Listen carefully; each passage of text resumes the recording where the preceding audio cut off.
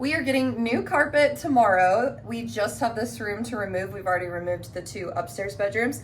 As we do the process, I want to show you just how easy it is in case you are in the market for new carpet, and just show you how easy it is to remove it yourself so that you can save costs. I put this video on double speed because I know you're just trying to watch how to do this and move on about your day.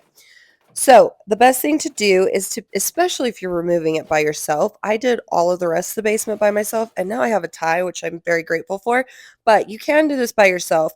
Easiest way is to cut it into sections depending on the layout of your room. Since we have this weird pole in the room, we cut it around that.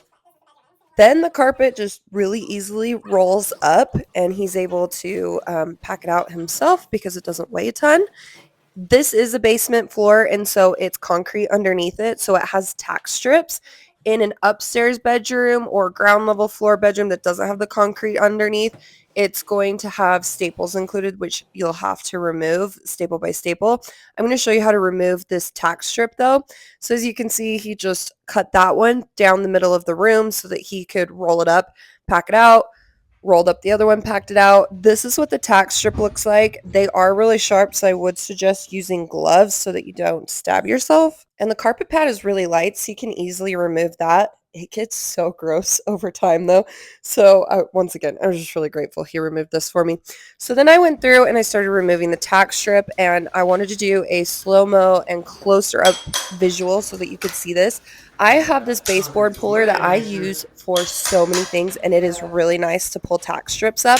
I just slowly use my hammer, tap it under there, and the tack strip will just slowly pull apart. But like I said, it is really pokey, and if you kind of pull it up too fast, some of those nails could fly up, hit you in the face, and so just be really careful as you're doing this, and go slow. He obviously goes a lot faster than me, but I just like to protect myself. If it's a room with staples, you would just individually pull out each of the staples, which does take a little bit longer, but removing carpet is actually pretty easy and can save a ton on the cost.